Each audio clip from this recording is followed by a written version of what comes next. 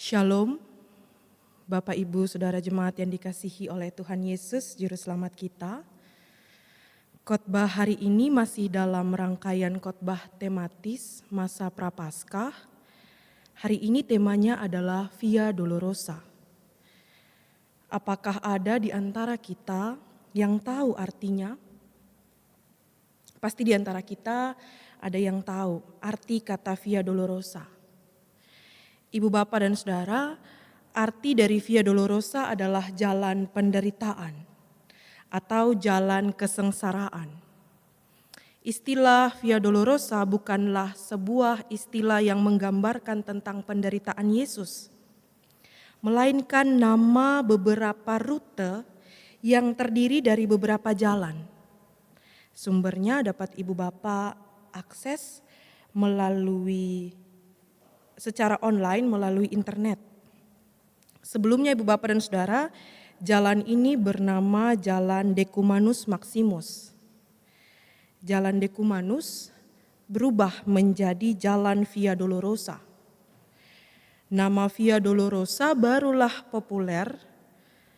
populer pada abad ke-16 dan jalan ini diyakini sebagai jalan yang dilalui Yesus memikul salib menuju Kalvari.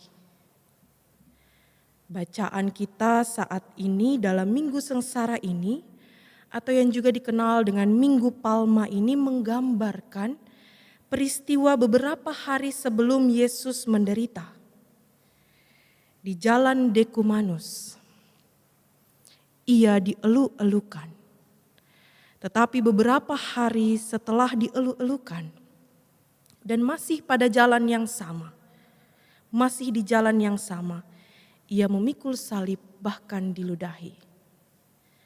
Bapak Ibu Saudara sekalian, sosok raja dalam pandangan siapapun pastilah mendapatkan semua hal yang baik, termasuk kendaraan apa yang dipakai. Mengapa Tuhan Yesus menunggang keledai dalam bacaan kita? Padahal saat itu Tuhan Yesus diyakini adalah Mesias. Ia diyakini adalah pemimpin bagi umat. Perlu untuk kita mengerti bahwa pada masa itu, keledai adalah hewan tunggangan yang dipakai dalam hidup sehari-hari dan dalam keadaan damai. Kalau dalam peperangan yang dipergunakan adalah kuda. Keledai yang ditunggangi Yesus adalah seekor keledai betina yang muda yang belum ditunggangi orang. Dalam salah satu sumber dikatakan bahwa untuk maksud-maksud yang suci diambil hewan yang belum pernah dipakai orang untuk suatu pekerjaan biasa. Ibu Bapak dan Saudara dapat menemukannya ketika nanti membaca Bilangan pasal 19 ayat 2. Dengan demikian, ditegaskan bahwa Yesus adalah Raja Damai sesuai dengan nubuat para nabi, terkhususnya Nabi Zakaria. Ibu Bapak dan Saudara, proses pemilihan dan pengambilan keledai yang akan ditunggangi oleh Yesus pun menarik. Mengapa menarik? Ada dua versi penjelasannya. Yang pertama diceritakan bahwa Yesus sudah membuat perjanjian sebelumnya dengan sang pemilik keledai. Sehingga ketika dua orang murid datang dan melepaskan keledai itu dengan hanya mengatakan bahwa Tuhan memerlukannya, sang pemilik membiarkannya. Namun versi yang lain mengatakan bahwa inilah mujizat firman, inilah mujizat perkataan Yesus, perkataan Tuhan. Versi yang kedua menyebutkan bahwa Yesus sudah tahu hal-hal yang akan terjadi ke depan, sehingga ia dapat menyuruh murid-murid ke Betfage dan mengambil keledai. Dengan memahami penjelasan di atas, kita dapat mengerti mengapa Tuhan Yesus menunggangi keledai, masuk di Yerusalem, dan tetap mendapat sambutan dari banyak orang. Tuhan Yesus disambut sebagai Raja yang membawa damai dan perubahan bagi Israel, sebagaimana dinubuatkan dalam kitab para nabi. Dan keledai adalah salah satu tanda bahwa Tuhan Yesus adalah Mesias yang dijanjikan itu. Ibu bapak dan saudara, ketika Daud menunjuk Salomo sebagai penggantinya, Salomo diurapi dan kemudian diarak masuk ke dalam kota sebagai raja. Demikian juga dengan Yesus. Ia diakui dan dihormati sebagai raja oleh pengikut-pengikutnya. Mereka menaruh beberapa jubah sebagai pelana di atas keledai betina itu, lalu ia menungganginya. Ada orang yang menghamparkan pakaian mereka di jalan di hadapannya sebagai bukti penghormatan kepadanya. Mereka mengarak Yesus masuk ke Yerusalem, dan dengan perbuatan itu Yesus dinyatakan sebagai raja. Selanjutnya diceritakan semua murid yang mengiringinya bergembira dan memuji Allah dengan suara nyaring. Oleh karena segala mujizat yang telah mereka lihat sejak di Galilea. Lukas bukanlah orang Yahudi, dan tulisannya ini bukan hanya akan dibaca oleh orang Yahudi pada saat itu. Sehingga ia tidak menyinggung sama sekali tentang Daud yang menjadi raja favorit orang Yahudi saat itu.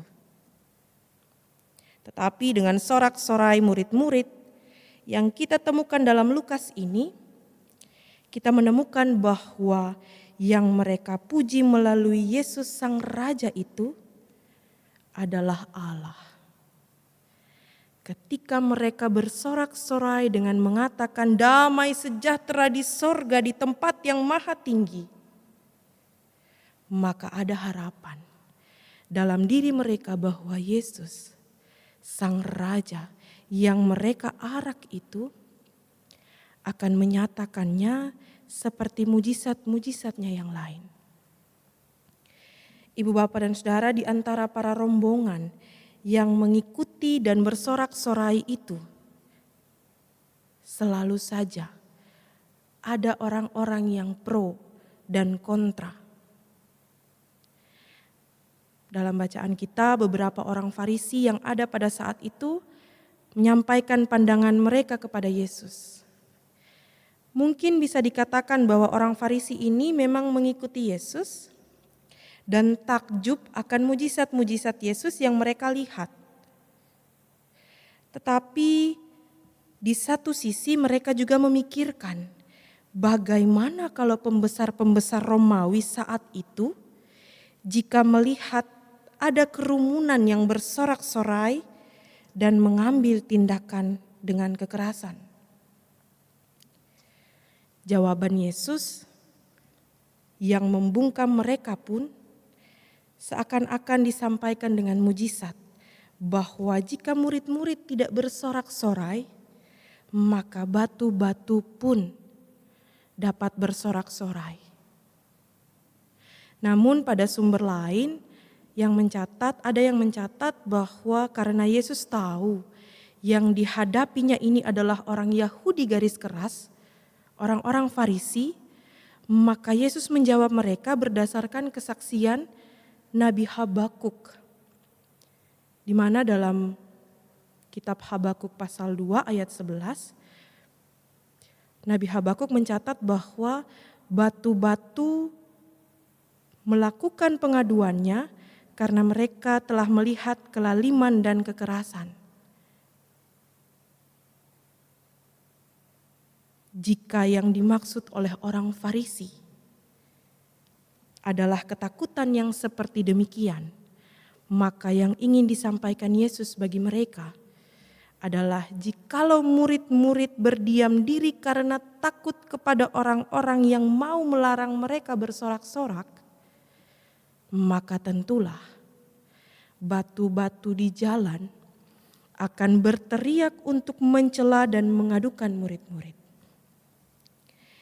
Jemaat yang dikasihi Tuhan, ayat 41 sebenarnya harus dibaca sampai dengan ayat 48. Di mana mulai dari ayat 45, Lembaga Alkitab Indonesia memberi judul perikop Yesus menyucikan bait Allah. Ini adalah satu rangkaian yang tidak terputus dari ayat 41. Maksudnya adalah sesudah Yesus menangis melihat kebiasaan hidup orang-orang di Yerusalem, maka ia berusaha untuk memperbaikinya. Dan itu dimulai dari bait Allah. Bait Allah sudah mengalami pergeseran makna dan fungsi. Sudah tidak lagi suci dan kudus, karena orang-orang Yahudi pada saat itu banyak yang sudah berbalik dari Allah. Mereka meremehkan kesucian dan kekudusan tempat Allah menjumpai umat. Dan ini berakibat kehancuran Yerusalem itu sendiri di masa depan. Yesus menangisi Yerusalem atas perilaku hidup dan perilaku ibadah yang semakin tidak berkenan di hadapan Allah. Mengapa tindakan pertama yang Yesus lakukan adalah menyucikan bait Allah setelah ia menangis melihat kehancuran Yerusalem di masa depan? Tindakan ini mau mengajarkan kepada setiap pembacanya, termasuk kita, bahwa hal yang paling pertama yang harus dilakukan dalam kemelut hidup, jika hidup terasa kacau dan hilang arah, maka coba cek ke dalam. Benarkah kita sudah menguduskan Allah atau kita meremehkannya? Sehingga hal pertama yang harus diingat adalah kuduskan Allah dan perbaiki relasi dengannya. Jemaat yang dikasihi oleh Tuhan Yesus Juru Selamat, dari kisah Yesus yang diarak menuju dan dielu-elukan di Yerusalem. Di awal tadi sudah disampaikan bahwa pada jalan yang sama ketika ia dielu-elukan, beberapa hari kemudian ia menjalani penderitaannya. Melalui paradoks yang diperlihatkan ini, kita diajak untuk menghayati bahwa kebenaran dari perjalanan Yesus di Yerusalem ini adalah untuk memenuhi misinya. Misi apa? Misi menebus manusia dari perbudakan dosa, sehingga ia sendiri memikul dosa umat manusia yang tadinya bersikap naif, bersorak-sorak. Namun ketika Yesus ditangkap, mereka kabur dalam ketakutan. Misi memikul dosa ibu bapak saudara dan saya yang mungkin jika tidak ada wabah virus ini, kita sama dengan rombongan yang bersorak-sorak itu. Kita hidup dalam sukacita yang terlalu berlebihan, sehingga lupa bahwa Yesus masuk ke Yerusalem untuk memenuhi Via Dolorosa, jalan penderitaan, jalan kesengsaraannya. Tanpa sorak-sorak dan arak-arakan pun, Yesus akan tetap memenuhi jalan penderitaannya. Kita tahu bahwa situasi yang kita hadapi saat ini bukan situasi yang mudah. Kita ada dalam situasi yang mengharuskan kita untuk pertama kalinya sebagai umat percaya menunda segala perayaan sehingga tidak sesuai dengan kalender gerejawi. Harusnya tanggal 5 April ini adik-adik katekisan, anak-anak ibu bapak mengaku sidi dan diakui kedewasaan imannya. Tanggal 10 besok bersama-sama mengambil bagian dalam perjamuan kudus Jumat Agung. Dan tanggal 12 April semua umat percaya mengingat dan merayakan kebangkitan Yesus Kristus. Namun dalam situasi dan pergumulan ini,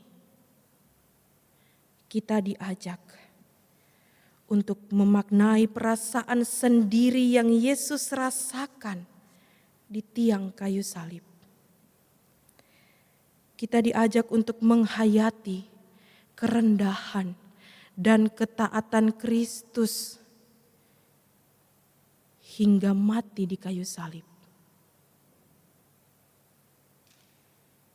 Di situasi inilah kita diajak untuk menghayati kehidupan beriman kita. Paskah, kemenangan yang akan kita rayakan tanggal 12 April nanti, tidak harus dengan cara yang meriah. Namun bisa juga dengan cara beribadah sederhana bersama keluarga di rumah masing-masing seperti yang dilakukan saat ini. Bukan tentang meriah dan tidaknya suatu perayaan, melainkan tentang penghayatan iman kita akan perjalanan Yesus. Dalam situasi ini, kita kembali memaknai apa arti ibadah minggu dan bergereja. Apakah hanya rutinitas, ataukah memang menjadi kebutuhan hidup kita? Kita belajar memaknai persekutuan yang sebenarnya antar pribadi kita dengan Tuhan. Dalam kesunyian ini, kita senantiasa mencari Yesus yang kelak kita akan keluar menemukan keramaian dalam perayaan iman kita. Saat ini, kita sedang menghadapi wabah COVID-19. Apakah ini adalah Via Dolorosa? Apakah hal ini harus terjadi sebelum Paskah? Via Dolorosa hanya untuk apa yang dilakukan Kristus. Ia rendah hati dan taat sampai mati, dan ia melakukannya melalui jalan Via Dolorosa. Saat-saat ini, kita tetap memerlukan kerendahan hati dan ketaatan sampai akhir. Mari kita gunakan waktu-waktu ini untuk menemukan Tuhan dalam badai. Situasi yang kita jalani saat ini berat dan tidak mudah. Tetapi ingatlah bahwa peristiwa mujizat 2000 tahun lalu melalui penderitaan, kematian, hingga bangkit dan menang, akan selalu menguatkan ibu bapak saudara dan saya untuk menjalani pergumulan hidup kita dengan terus meneladani ketaatan Yesus yang sampai mati di kayu salib. Tuhan menolong, menguatkan, dan memberkati kehidupan kita. Amin.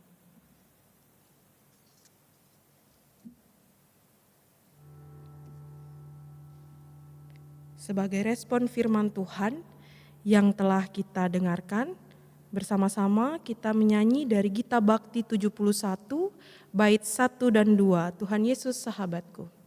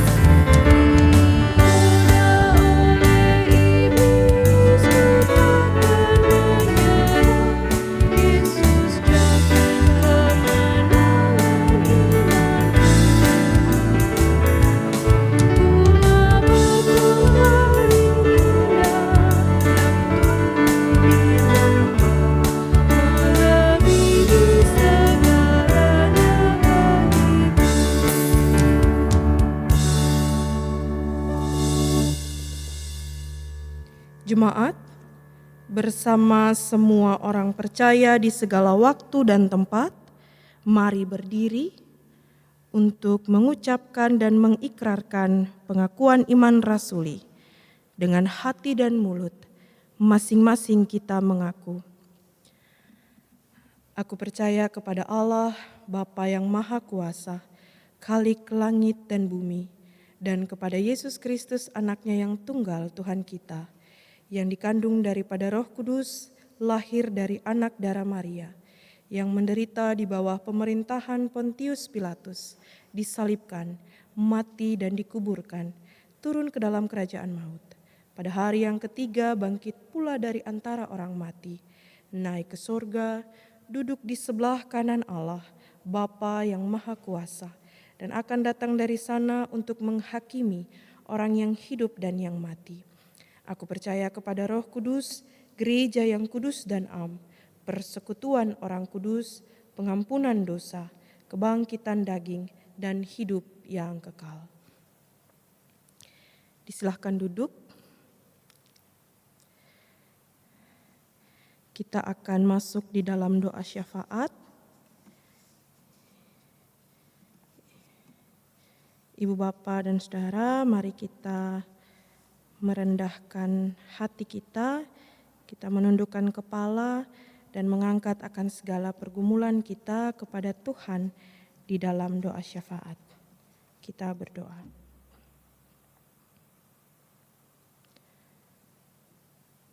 Allah Bapa kami yang kekal kudus, yang bertahta dalam kerajaan sorga yang mulia. Dengan penuh kerendahan hati, kami menghampiri hadirat-Mu Tuhan. Kami mengaku akan segala kelemahan kami, akan segala keterbatasan kami. Kami hanyalah manusia lemah dan tidak berdaya, tanpa pertolongan dan cinta kasih dari Tuhan. Untuk itu ya Tuhan, kami pun bersyukur atas pertolongan dan cinta kasih yang selalu Engkau nyatakan dalam kehidupan kami. Terima kasih Tuhan Yesus, biarlah mujizat yang Engkau lakukan 2000 tahun lalu melalui jalan kesengsaraan, jalan Via Dolorosa, memampukan kami selaku umat-Mu untuk menjalani pergumulan hidup kami dari hari ke hari, bahkan di tengah-tengah situasi dan kondisi yang menjadi pergumulan kami semua umat manusia saat ini. Di tengah-tengah situasi wabah COVID-19 ya Tuhan. Tuhan tolong kami, Tuhan mampukan kami untuk mengingat perjalanan-Mu 2000 tahun yang lalu. Sehingga kami akan selalu dikuatkan untuk menjalani situasi apapun yang kami hadapi. Terima kasih Tuhan Yesus, kami yang masih beribadah di rumah-rumah kami masing-masing, kami tetap mengucap syukur Tuhan. Karena ibadah kami ini tidak mengurangi rasa persekutuan yang selalu kami rindukan ya Tuhan. Biarlah ya Tuhan ibadah kami di saat ini boleh berkenan menyenangkan hati-Mu ya Bapa. Kami dalam doa ini juga mau berdoa bagi umat-Mu, bagi jemaat-Mu di Jemaat Kasih Karunia Parung Serap Ciledug ini ya Tuhan. Kami berdoa Tuhan Yesus memberkati, menyertai setiap umat-Mu dari sektor pelayanan 1 sampai sektor pelayanan 6, bahkan yang ada di pos pelayanan Taman Adiasa. Pun juga dari orang tua lanjut usia, hingga anak-anak yang masih ada dalam kandungan ibu. Tuhan Yesus memberkati, menyertai setiap kami. Kami yang harus bekerja dari rumah-rumah kami masing-masing, ataupun kami yang harus tetap melakukan pekerjaan dari tempat bekerja kami, Tuhan biarlah Engkau tetap menjaga dan melindungi setiap kami. Pun kami juga di saat ini Tuhan dalam doa ini berdoa bagi setiap umat-Mu yang ada dalam proses pemulihan dan perawatan di rumah-rumah masing-masing ya Tuhan. Kami bersyukur ya Tuhan beberapa waktu ini kami telah mendengar kabar baik. Penatua Bapak Ingan Tarigan sudah boleh kembali pulang ke rumahnya dan menjalani masa pemulihan dan perawatan di rumah. Tuhan memberkati, Tuhan menyempurnakan setiap proses pemulihan yang dijalani oleh Bapak Ingan Tarigan. Pun juga bagi Ibu dan Bapak Marpaung, Tuhan juga memberkati dan menyertai. Kami juga berdoa untuk Opa Gideon, Tuhan pun memberkati menyertai proses pemulihan dan perawatan yang dijalani. Kami berdoa bagi orang tua kami, Nyonya Kristi Siregar Simanungkalit, Bapak Aha Siregar.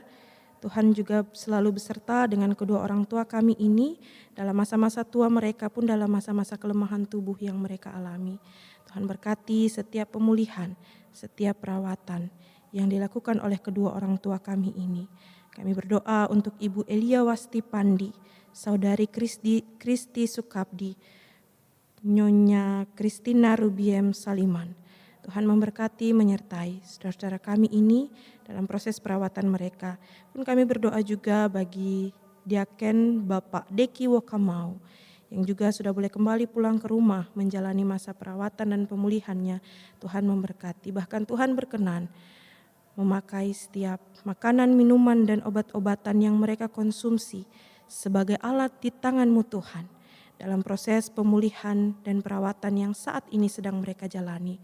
Pendampingan, topangan dari keluarga-keluarga terkasih juga menjadi semangat bagi mereka dalam proses pemulihan ini ya Bapa.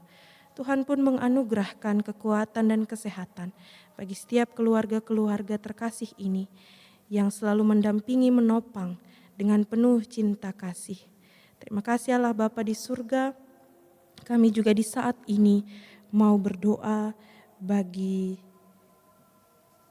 kehidupan bangsa dan negara kami yang saat-saat ini Tuhan tahu kami semua selaku warga negara Indonesia sedang dilanda wabah COVID-19. Kami berdoa, Tuhan Yesus, Engkau berikan hikmat, Engkau berikan kekuatan bagi para pemimpin bangsa dan negara kami, terkhususnya Bapak Presiden Joko Widodo, dalam mengambil keputusan, dalam memberikan arahan bagi setiap kami selaku warga negara ya Tuhan. Dan biarlah Tuhan juga berikan setiap warga negara ini hikmat dan ketenangan dalam menghadapi wabah COVID-19 ini ya Tuhan. Biarlah kami semua dapat tunduk pada arahan pemerintahan kami sebagai wujud kami tunduk dan taat pada Tuhan. Kami berdoa Tuhan juga memberkati, menyertai para pemimpin-pemimpin daerah yang juga turut berjuang untuk mengurangi penyebaran wabah COVID-19 ini ya Tuhan. Berkati mereka juga dengan hikmat dan kekuatan daripadamu ya Tuhan. Bahkan dari tempat ini Tuhan, kami berdoa bagi setiap pribadi, setiap orang, setiap tim medis dan para relawan yang memberikan diri mereka untuk melayani setiap pasien, setiap orang yang membutuhkan jamahan cinta kasih Tuhan di tengah-tengah wabah ini ya Tuhan. Bapa berkati mereka, Bapa lindungi mereka, biarlah ya Tuhan pelayanan yang mereka lakukan boleh juga menjadi kekuatan bagi mereka ya Tuhan. Terima kasih Tuhan Yesus, kami di saat ini menyerahkan kehidupan kami seutuhnya ke dalam tangan pengasihan-Mu ya Tuhan. Kami mengimani bahwa jika Tuhan selalu ada bersama-sama dengan kami, ketika Tuhan selalu beserta kami, maka itu adalah jaminan hidup bagi kami.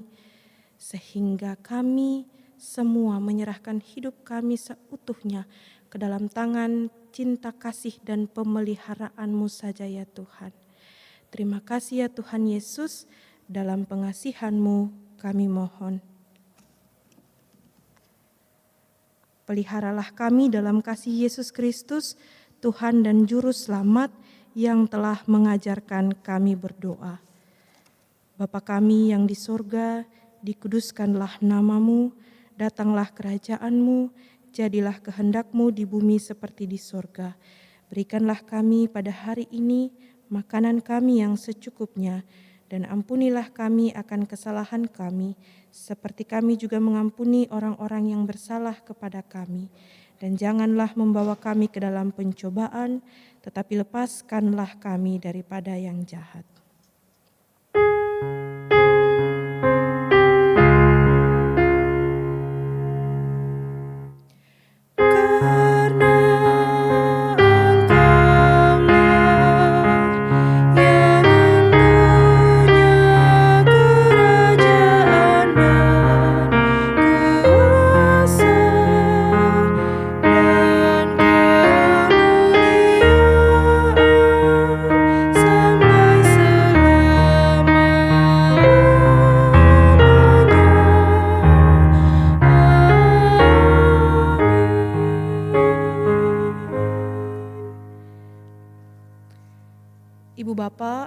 Ibu Bapak dapat meneruskan ibadah ini dengan tata ibadah yang sudah tersedia. Kita akan masuk dalam persembahan. Dalam persembahan ini juga kita akan mendukung untuk panitia Paskah, dan kemudian kita juga akan mendukung untuk tim medis dan relawan dalam wabah COVID-19 ini. Sehingga dalam persembahan ini akan ada 3 kantong yang akan kita berikan. Tuhan memberkati kita.